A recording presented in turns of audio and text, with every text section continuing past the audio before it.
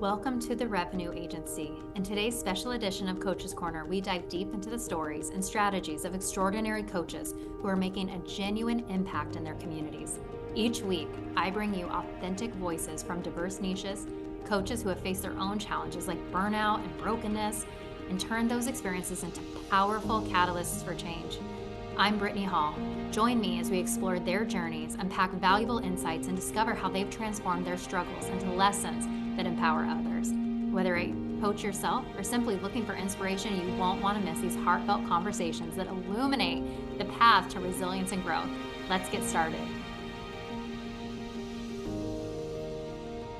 All right, everybody, welcome to the Revenue Agency podcast. I'm your host, Brittney Hall, and today, this is a special treat. I kind of booked this selfishly because this is somebody who's inspired me for years, and I'm not even sure she knew that, but I am joined today by Emily Swart, one of my Oregon connections. So Oregon person? I Like think you've done this for? I think Where? you might be. Oh my gosh. I Hey, was it's just slim thinking that. pickings. It's slim pickings out there. I'm still here. I'm still Still there. Oh, well, this is so fun because I feel like we've known each other in certain capacities for a long time. And like we were talking before we hit record, it's been over like 20 years. I I know remember being that. an 18-year-old spin instructor at Mama Fitness Club. And actually, you taught first.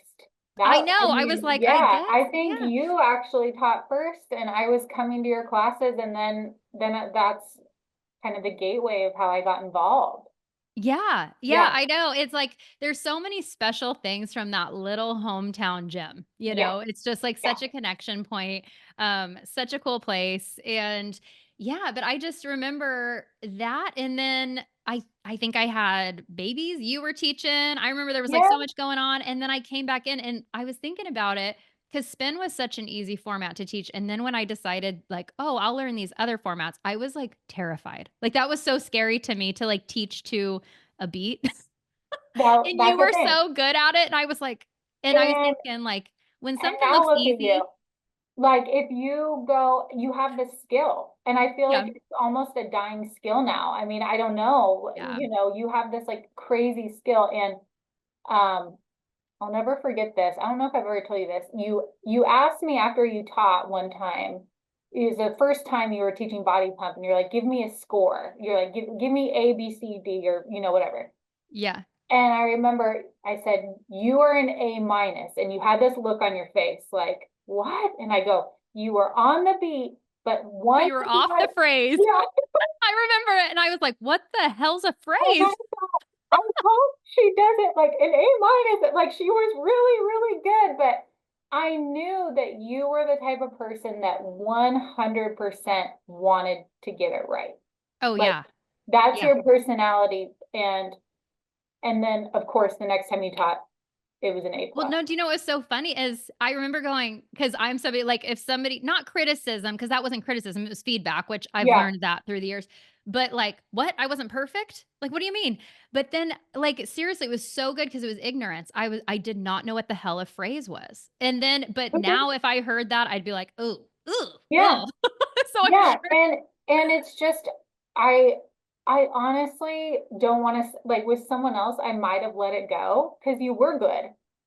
But I just knew that your personality and you you just had the capability for being 100% perfect in that format, and you were.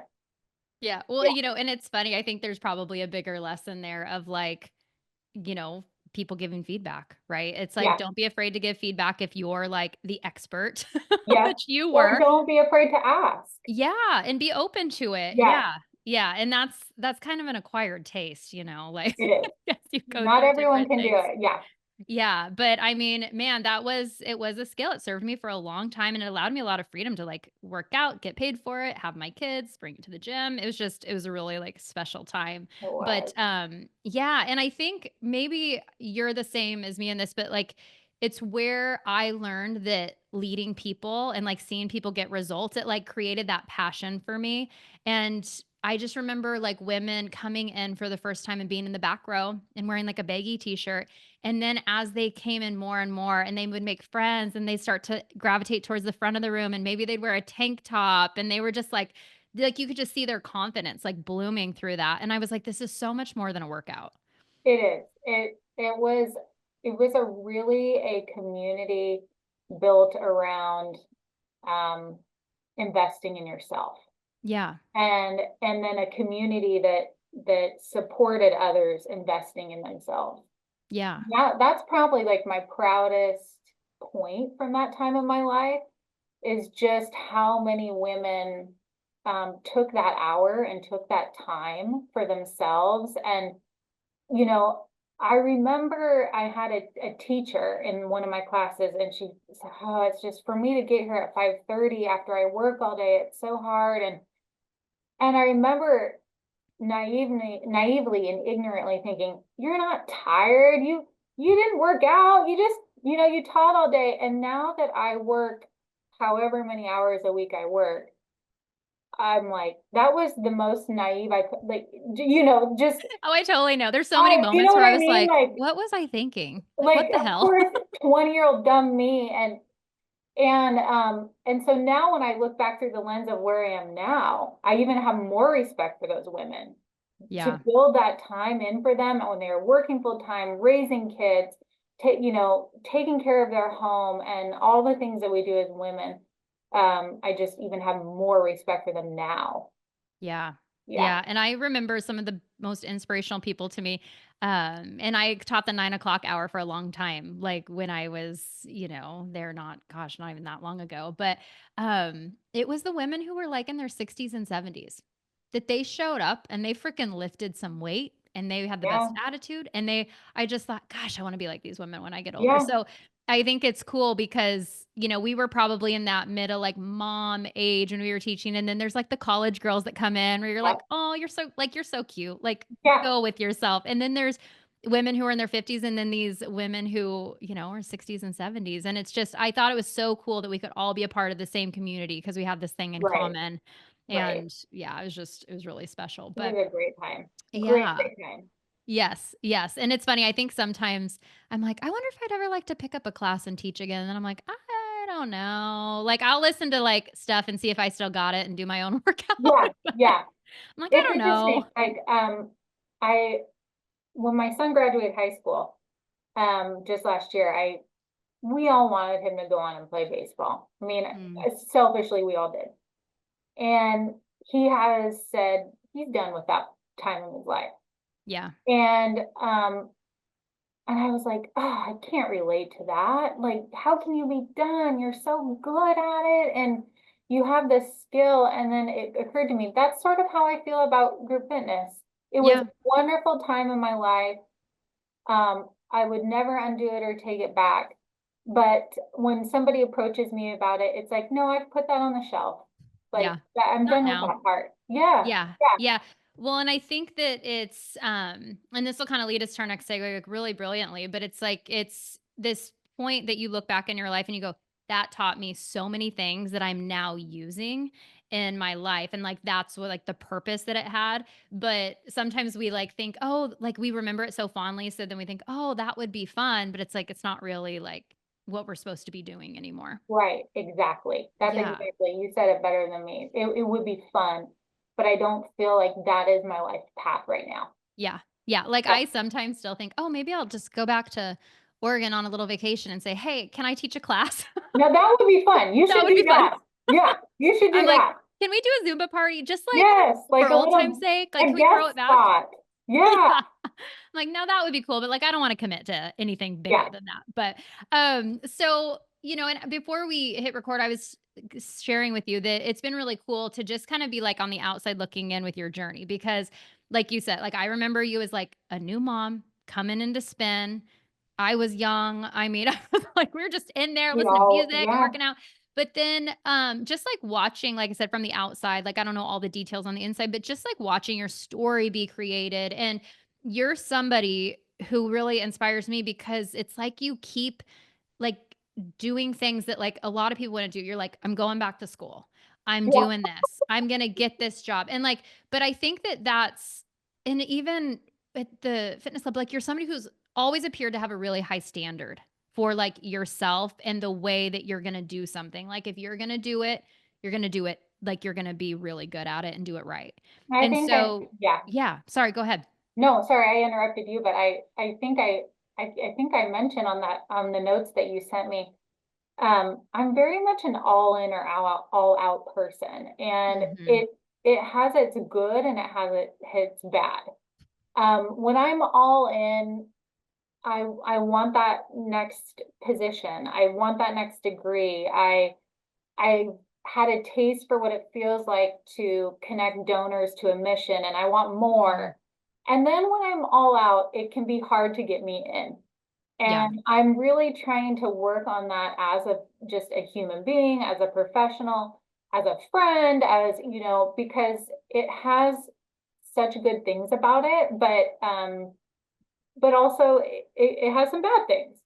But when it comes to my career, and I would say being a mom, Hmm. um, I really am always thinking, my husband always kind of makes fun of me. I'm thinking of like the next little move. Like, Mm. what is it? You know, what is it? And Yeah. that led me back to school in January.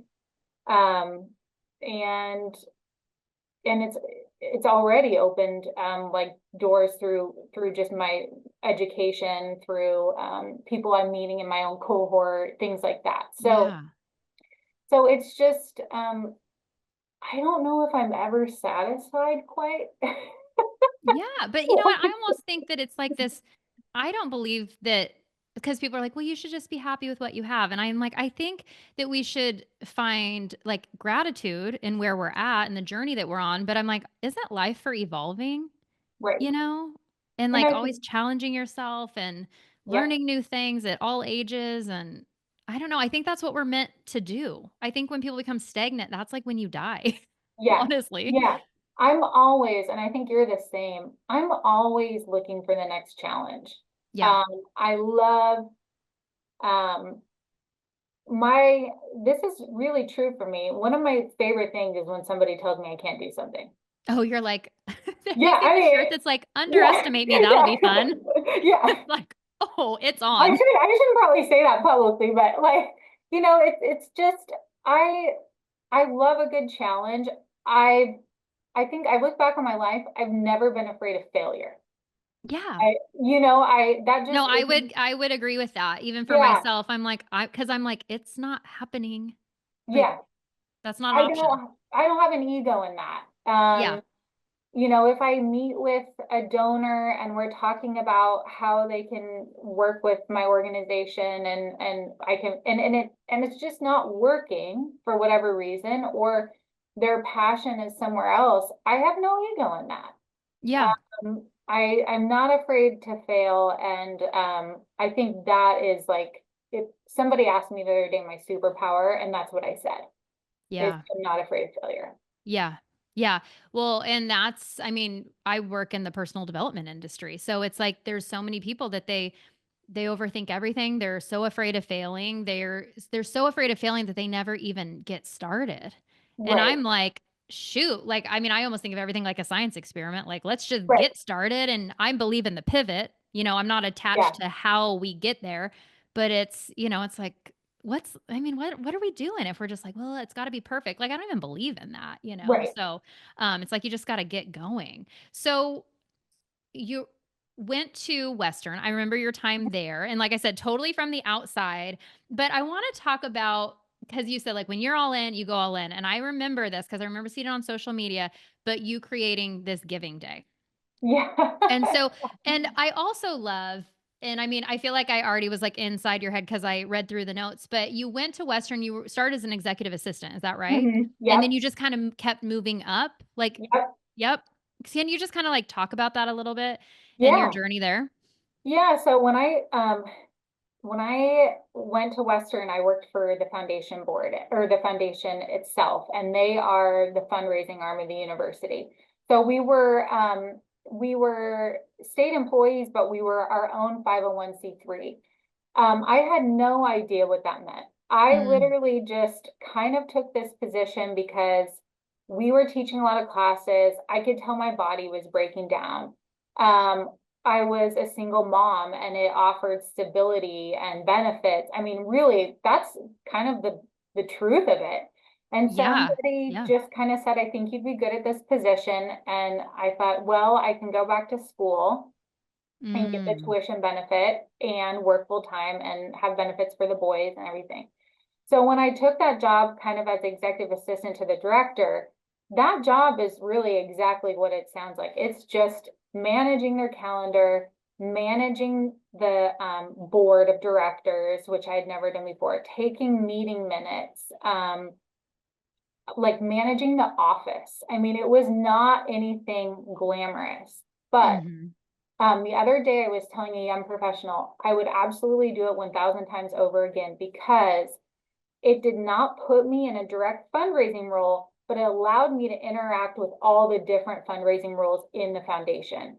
So I Hmm. learned quickly what annual giving was, what major giving was, what plan giving was, and I got to watch without really burning myself yet. I Yeah. just Yeah. kind of got to see and I got to support all those different roles. And I didn't know what any of those things were. And I didn't even know how to take meeting minutes. I don't even think I knew what a fiduciary board did. I just kind of, I'm like, what's I, fiduciary mean? yeah, Like, what? I just kind of jumped in. Yeah. But And don't you think, like, I mean, maybe to anybody who's younger or not, doesn't have like the experience, don't you feel like with all the roles you've had, that's really all it is like, yes, I'm always like, nobody really knows what they're doing. no, Nobody's really that incredibly smart. no, It's just getting in, figuring it out, and showing up and like yeah. trying your best, honestly. And you find ways to get it done. I mean, I remember in the early years, they had me doing a whole bunch of like pulling data for things and stuff. I didn't know how to do that. I would go up to our students who were computer science majors on the sly and be like, you have to help me. But Yeah. you just Yeah. find ways to get it done. Yeah. And I was just resourceful. And so then when the annual giving job opened, I applied for it and got it. And then through that position is how we grew Giving Day. So Yeah. annual giving was more or less small gifts, but annual, kind of Mhm. under $2,500 or so. And so it's Mhm. like direct mail, when you get things in the mail that you love, that was probably for me. Or you shredded it, it was probably for me. It's like trash. No. Yeah, exactly, exactly. Or you got a phone call from a student asking to give, that was me. All the email communication asks were me. And Giving Day just kind of grew out of all those outreach kind of methods. And Mhm. so it's funny, the first Giving Day, we I can't even believe it. Our goal was 25,000. It was nothing. Mm. We got, I think we got right 25. And then the next year I increased it to 34.5 and we got that. And then the next year I increased it to 70 and we got that. And then the fourth year I said we were going to do 100,000 and people were like, there's no way. And we did, the students did. Yeah. In fact, it was like 160,000, I think. Um, Wow. and so now it's I love to watch it. It's still going on. They still have a giving day and it's money that they can count on in that during that day. And it goes to all the programs on campus. So it really is one of probably my most proud professional project I've ever done Yeah. because it does have a little bit of a legacy. Totally. I was gonna say that's So total legacy. Like that's what I love is it's like that was your idea. You set the vision. And I kind of love just that you were like, we're gonna do 100 grand. And people are like, that's not possible. And it's like, yeah, well, you think small, but I don't. yeah. And so I'm gonna lead the team and we're gonna do it. And then you shot way over your goal, Yeah, and which I is think really like cool. the no fear of failure, I thought, what if we raise 80? That's still more than last year. I'll just Yeah. tell people we raised 80. And I Yeah. remember, oh, and the other thing, I forgot about this too. It just dawned on me when I was thinking about our conversation. We said we were going to get a gift, any amount from every state in the United States. And so I had the students, we had a huge like map of the United States, and it was black and white, and we would color it in red. And we didn't get 50. I'll never forget, we didn't get North Dakota, and we didn't get, was it Connecticut? But we got 48.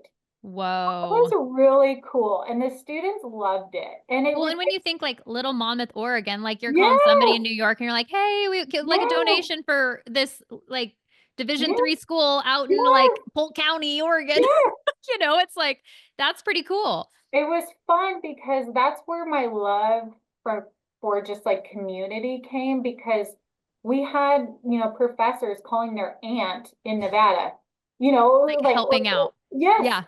our executive director called her own parents in Massachusetts, and then they gave. So it was just Yeah. such a campus effort. So it made it really fun. Well, and that's cool because I think it's also it's like when a whole team, like a group of people all has a common goal and people are willing to do whatever it takes to win. Right. It's like and we're all in this and we're going to, either go down together or we're going to like hit the goal together. And I think that's really cool. And I've always said that even in the business world is that like you got to look for everybody to have a win and Yeah. everybody to be on the same page and it's this energy that like just creates this momentum Yep. and I bet that was like just a really cool, exciting day. And having your team take some ownership. I Yes. didn't want it to be my thing. Yeah. I wanted those students to walk out of the call center at midnight after calling all day and say, I just raised $100,000 for my fellow students.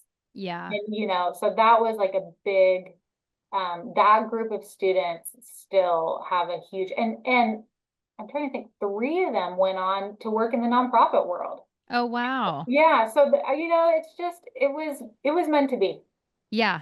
Yeah, Yeah. it That's was so meant to be. cool. That's so cool. Well, and I just think it's also a testament to like your leadership, honestly, because you don't see that. Like, it's funny because you're in the nonprofit world, isn't that Yeah. like what everything that you do Yeah. is? And I'm very much in the for-profit world. Yep.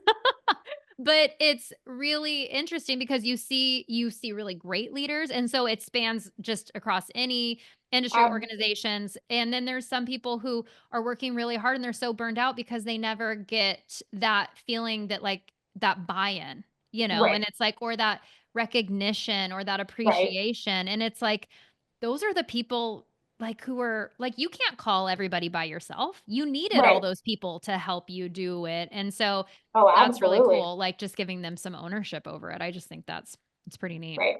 I thought Yeah. it was great, and they took it to their credit. You Yeah. have to have people that are willing to take ownership and buy in, and they took it. I sold the dream, and they were Yep. like totally 100% responsible for it. Yeah. Yeah. I love that. I think it's cool. I mean, try to get grown ass adults to Yeah. hammer the phones, and I'm like, they can't even I'm like, "Damn, you got, like, 19-year-olds hammering the phones, like, cold calling people." I'm like, "Can I have some of them?" Yeah, cold call. Yes, Like, they were that's scary. excellent. I hate Oh, cold yeah. calling. Like, and they just, but especially, and then I'm sure it's the same in your line of work, the buy-in makes it believable.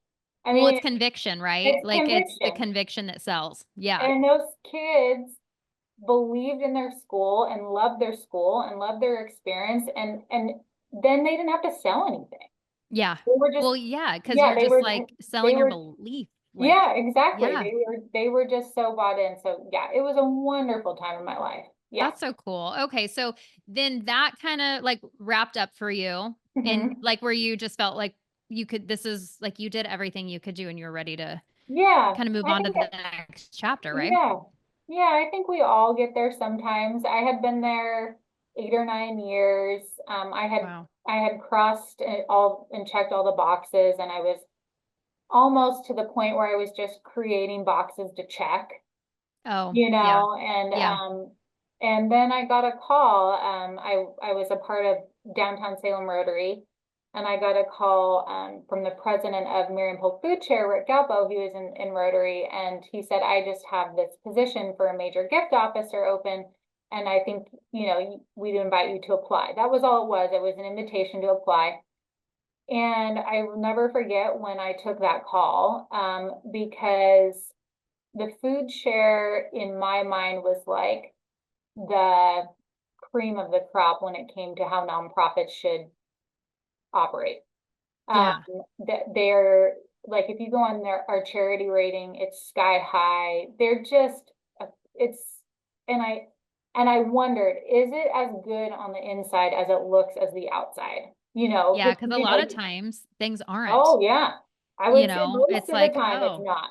yeah, no, most of the time, no, it's Yeah, totally not. I was telling Ryan I needed to work on my cynicism yeah, because, like just yeah, different things that are supposed to be just like very pure, like even church. And yeah, then you find out like the pastor's like a bad person or doing yeah, bad things. And you're like, yeah, what? Like, are any good people that have power? Are any of them yeah, good? You know? yeah, yeah. And so, yeah, it's like, I love that you're like, this was like It lived up. the It gold has standard. Yeah. absolutely lived up. I've been there 4 years now, and it is just a stellar work environment, a stellar organization. I have a wonderful boss, and the mission just fits in my life and in my heart just perfectly. So it Yeah. was just another one of those things where it was just kind of meant to be. Yeah. Yeah. Yeah.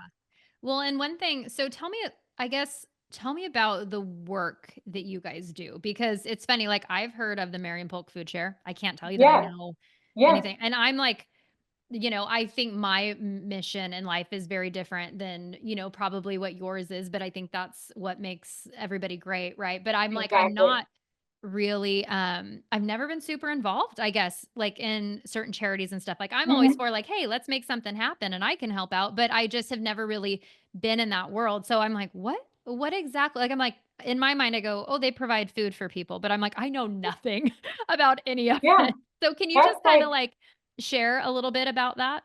yeah. So we are a regional food bank. Well, we actually do distribution over the two county areas, so Marion and Polk County.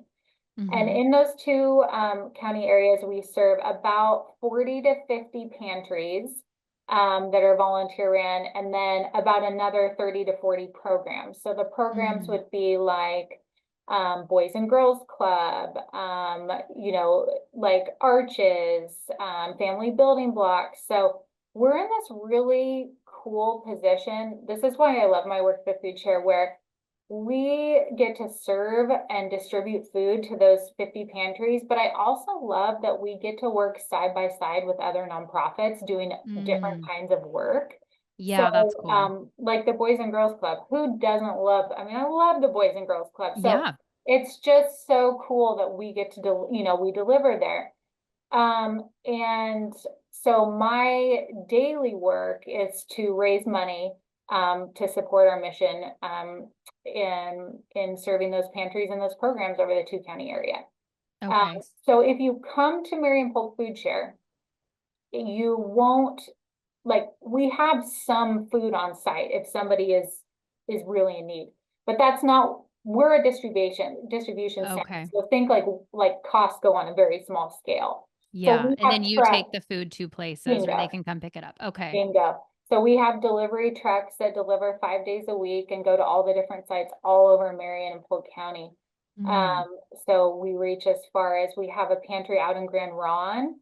So that's as far west. And then we go all the way up to the canyon to Gates, Mill City. We have Oh, pantries up wow. there. And then we go all the way north to Woodburn and Hubbard, and then south to around Turner. So this, Mm. if you think of like how big Marion and Polk County is together, It's it's big. pretty impressive. And so Yeah. we have drivers that go out there every day. Wow. And so Yeah, is everything donor funded or how is 75%. Yep. wow. Yeah. Because that's like, Yeah. I mean, when you start thinking about all the money, like that it takes to run something like that. I mean, Yeah. I grew up in the trucking world. So I'm like, Yeah. wow. And then like, I'm like, oh, you got to pay the drivers, then you got to do maintenance and then Yep. fuel costs and this and You that. know. It's a, just even that. I'm like, that's a lot. Like that takes a lot of money to run something like that really well. Yeah. And then all the food, right? All the food. And so, of course, we also we have the ability to purchase food. But a lot of, and this isn't my direct job, but it overlaps when you work in the community. A lot of community folks and businesses will do food drives. Mm, And then we also have relationships with many, I think, don't quote me on this, but I think it's almost 50 grocery stores that deliver us wow. to us daily during the week. So, Wow. so Fred Meyer's, I know Dollar General, Walmart, Walmart, Safeway, they all bring their trucks to us and deliver throughout the week. So we have volunteers that sort those donations, sort the food drive donations, and then we also work with a nonprofit called Salem Harvest, and they're amazing. We used to call it gleaning. So, they'll go out to the farms when they're ready and they'll pick, and then volunteers keep half and they give the other half to us. Okay. And so fresh produce is constantly coming through the warehouse. And That's really cool yes, because, when you think of, just like people's health and the yes, quality of food, yeah, it's like, I don't think people even realize how, like, what a big deal that is to be able to have quality food. I think the thing I love most about the food share, and I loved it before as an employee, so I feel like I can say it, is the focus on healthy food. So we're not, yes, we want our community fed, but we want them fed with nutritious food.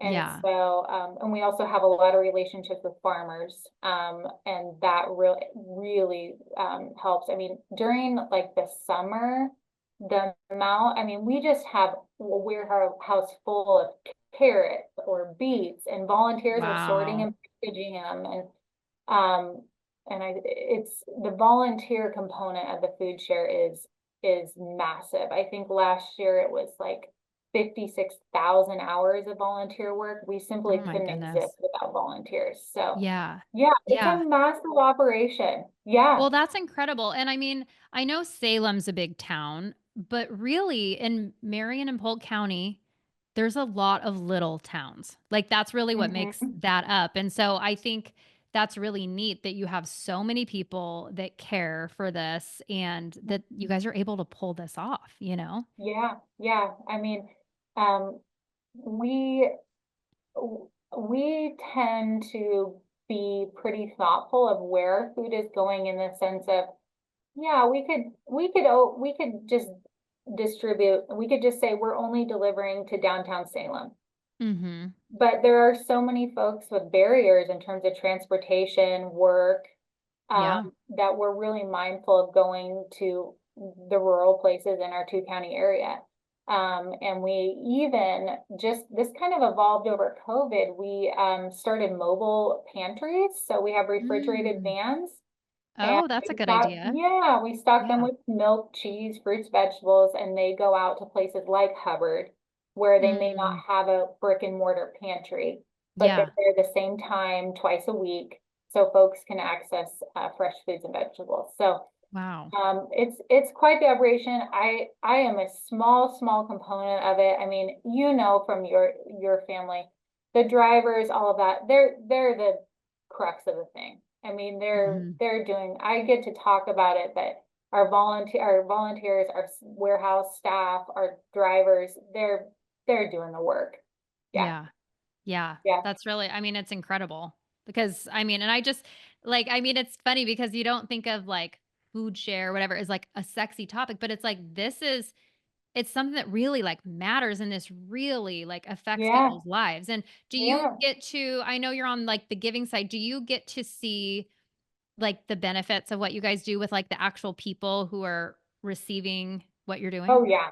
I mean, I promised myself if I was going to be like a donor relations manager, I wasn't going to cry because I cried all the time at Western. PI was known for that because I just get so moved by people's generosity. But there's so many. Even though I'm on the giving side, I rate not so much this year yet.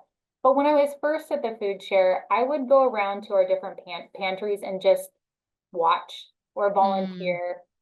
Um, Now we are seeing, this is a follow-up to your question. It's a roundabout way, but now we are seeing that food banking is really sort of the safety net to homelessness in Oregon. So because Mm, housing is so expensive, people are able to utilize a food bank to get nutritious food. That frees up $200 that they can then pay their rent. yeah. So we're seeing that as kind of the safety net. And so not too long ago, it was the end of last year, I was in one of our pantries and there was a mom, probably about our age, and she came in full scrubs. And she said, I have teenagers at home. She goes, rent is just really tight. I'm so sorry. And she kept apologizing. She's like, I just need Yeah. bread and milk. Do you have peanut butter? And we were like, you don't need to ask. You don't need, um, and so I think what I've learned in the last 4 years is hunger and food insecurity really is, um, it can affect anyone at any time. I mean, Yeah. I doubt this ER nurse thought she'd ever use a food bank or, Right. you know, Yeah. I mean, Yeah. and I'm just, I've seen so many stories. I mean, one gal, we did a video on her on our website. She has her doctorate and she was let go and she was Hmm. having a hard time finding a position and she did get one, but the payday, and if you work in higher ed, this is how it was at Western, the payday is once a month all the way at the end of the month. Yeah. So And you're she like, just great. How am I needed, going to pay for everything? yeah, so she Yeah. Like I just have to needed live. things for that month. And so I just, there's so many stories and it's just, and of course, children. I think all of us think that children deserve healthy food. I mean, Oh, that's oh yeah. I think of all the time, like how privileged I was and same, how privileged my kids are. same. And I don't want to say this in like a way that it's like I don't feel bad about like I don't feel guilty for it. But I Right. do think that it's our um like that we should always be mindful of that. Yeah. And my mom was always really, really good about like is always saying like there's people that are not fortunate like you. Oh, your Like when mom we were is just kids, so generous though. Yeah, I mean, I can just tell your mom gets it from a just even a generosity standpoint and Yeah. yeah, that's Well, how my parents were. I mean, to yeah. you talk about this, you know, I had a lovely upbringing. My mom took us on, was it two or one? I don't know. We did mission trips to build houses. Mhm. They were very much, it was important to them that I was aware, uh, Yeah. that not everyone is dealt the same hand.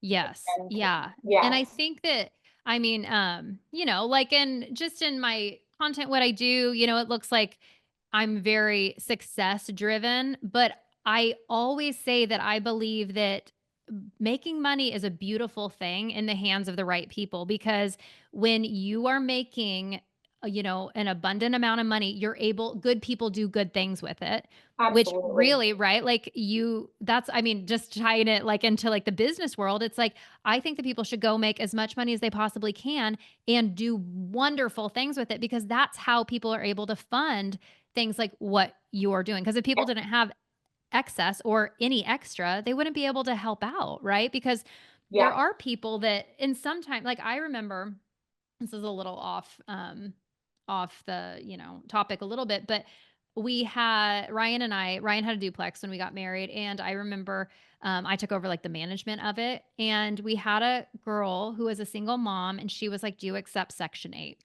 And Mm. her parents were friends of ours. And I was like, well, I don't know like how that works, but yeah, I'll jump through the hoops and we'll help you Yeah. out. Like we'll get this going.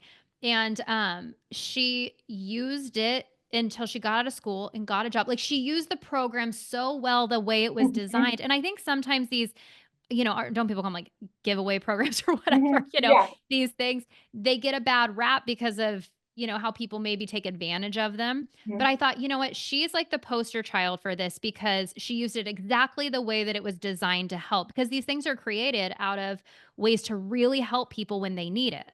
Oh, And yeah. like, and I love that. And I told her one time, I go, I'm so proud of you because like you really like used this and you went and like leveled up in your life and now you're standing on your own 2 feet, but you used the help when you had it. And I just think about that story about that nurse. It's like, I think there's a lot of shame sometimes that people carry when they're Oh, in a bad spot. oh yeah, one of our goals is that when people come to one of our pantries, they feel seen, they Yeah. feel of value, because there is so much stigma around using a food pantry.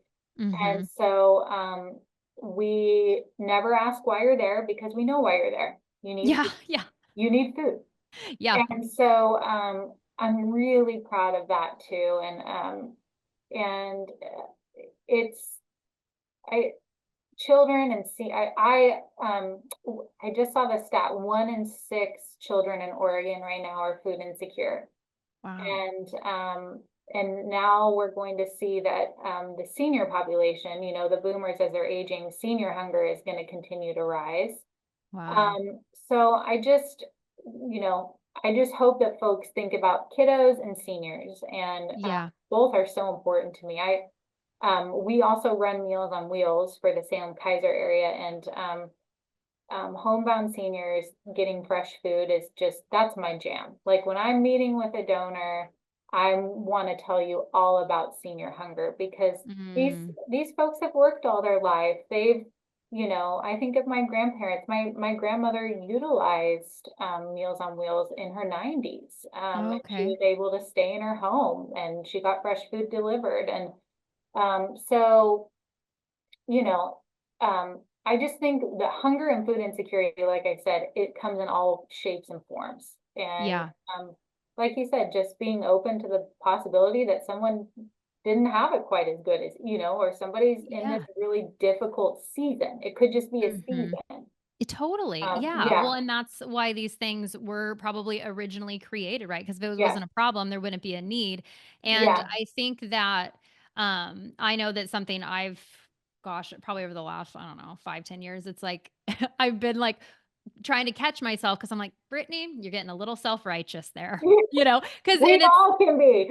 yeah, well, because I think these kids, I'm like, "Well, what are their parents?" It's like I Yeah, instantly because it's like my kids are the most important things in my life. yeah, Like, I just like I couldn't imagine, but sometimes there's circumstances that people can't control, or maybe they don't have the capabilities that somebody else has, or the family support, or like, who right, knows? We never right. know. It's like the saying, you You never know what's never going on know. in somebody's life, but it's really so true. And I think, what if we actually just ran that reel over and over again? Because we all judge, you know? We do, It's and just human yeah, nature. it is. We do, and I just think like you said, you never know. And I think about, I tell this story publicly, so I don't mind telling it here. When I was first divorced, I had two little boys, about 3 and 5. I didn't have a college education. I was working, I taught 17 fitness classes a week, God, and I remember that. I remember oh that. I was yeah, like, "How," and we actually did the workouts. yes, we did not sit sideline. Crazy. And my folks had an old Nissan Pathfinder they gave me. They helped me get into a tiny house here on Heffley Street for Monmouth people. And while I didn't use a pantry, I quite frankly, I didn't really know they were a thing. Um, Mhm. if I hadn't had my parents' help, my life would look a lot different. Yeah. And so that's the Yeah. lens I really look at when I think about my work, is so many people aren't fortunate to have a support system. Yeah. Well, And because a lot of stuff is also very, generational. yes, It's like the thoughts and the way of life are, like, passed down yeah, generations to generations, and, hopefully, like, somebody in the line can be, like, the chain breaker, right? For, like, yeah, just that, just kinda breaking out of the cycle, I guess. yeah, Like, I think, welfare, it's usually, like, 4 generations deep.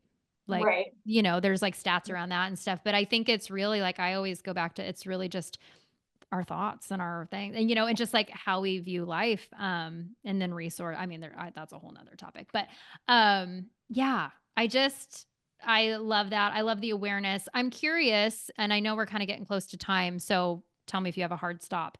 But where do you think this came from? Like, were you just born with this desire to like serve others? Like, it's something that you always gravitated towards? Like, if somebody's going, I really could get more involved in my community, like, what advice would you give them?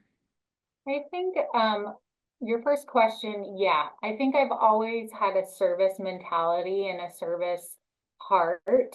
I think it allows me to do two things. One, kind of, organize and mobilize people, which I love, and then Mhm. also like serve a greater good. Yeah. Um, and and I would say getting involved in your local nonprofits, I have nothing against international ones. I just think that if all of us invested in our local nonprofits, we could create the community that we want to live in. Mm. And of course, I'm partial because I work for one, but especially when it comes to your funds and your money, there's great international ones. Don't get me wrong, but the local ones are your neighbors. Yeah, I was just They're gonna say it's the serving your people next neighbors. door. Yeah, Yeah. they're serving your neighbors. And so that's really what I would say is investigate your local nonprofits. There's independent charity ratings. You can, I mean, if you're curious, nonprofits, 990s are public. Like you can see how they spend their money and what they're spending their money on. You just go to their Mm. website. Mm. Um, and then when you find one that you're passionate about, just volunteer once a month. Shifts are, I mean, the food share shifts are, I think 4 hours. But I mean, there's all different types of, shifts and volunteering experiences. And I would also say get your family involved. I mean, Mm. take your husband and your kids, your wife, your kids, just your kids, and give them that experience of serving others because it just Yeah. really opens up their world, I think. I Yeah. think it really just widens their world and there's a need for that, I think. I like Yeah. with my own children, I worry, they're in a small private school and I absolutely love it. It is an amazing, amazing place. But I definitely want them to know that that's not the normal. Not typical. Yeah. Don't silo them. Yeah. And then Yeah. give them that experience or then there's always, volunteer positions in your city council, things of that. I mean, it's all time well spent. I really Yeah. do believe that we can create the communities we want to live in. We just need to invest in them. Yeah. I love Yeah. that. And then I guess a follow-up question to that would be, say if somebody's like, "Hey, you know what? Like me spending my time in that capacity isn't a great fit, but I would love to give financially," Mhm. because that's the other piece, right? Like there's Yep. kind of two ways that you can give. But what if somebody has the concept of like, I want to give, but I don't have like thousands to give? Like, is there really any donation that's too small? No, especially if most organizations have a sustainer gift capability, which means they'll just take a monthly gift once a month out of your whatever account you indicate and set up. And actually that is, let's say, you love your regional food bank in Texas and you Mhm. decide to give, and you say, I'm going to give $25 a month. It doesn't feel like a lot to you, but for a nonprofit, those sustaining gifts are how we can base our budget. I was So gonna say it's like in it's a budgeting. business, everybody wants Yes, recurring revenue. yes. Like That's that's what the that's what it model. is. That's all it Yeah. is. Yeah. And so in that sense, no, there is no gift too small because if everyone gave $20 a month and we were able to know next year this is money we can count on in our budget, then we can move appropriately and with intention on being able to count on money. So I would Yeah. say no gift is too small. And if you are able, a monthly gift to your favorite charity is well worth it. Yeah. Yeah, I love Yeah. that. I think I don't know, I have, like, been so educated today. Like, I appreciate your time and willingness to go on. I mean, because really, I'm like, when do you get to have these conversations with people to really, like, learn about this stuff? So I really like, this has I think this has been my favorite conversation that I've had on these Oh, podcasts so far, because a lot have stop. been really business driven. No, but I'm like, this is fun, probably just because I know you and it's, like, easy, but Too. It's a little out of your world, but I'm in my master's program, and a lot of what we do is look, compare, and contrast the for-profit world and the nonprofit world. Yeah. There's a lot of crossover. Oh, yeah. I mean, like, Yeah, it really comes down to, like, money and how it's used and where it comes yeah, from. Like, yeah, that's what business is, and you provide a service or a product, and how you deliver it, like, I don't it's just it's really yeah, like and then just, like, maybe the structure is a little bit different or yeah. I how it mean, all comes together. the president of my organization, he always says, "You to work here, yes, you need to love the mission. You Mhm. need to love the mission." And I love that he says this. He's brilliant. And I'm not just saying that in case he sees this.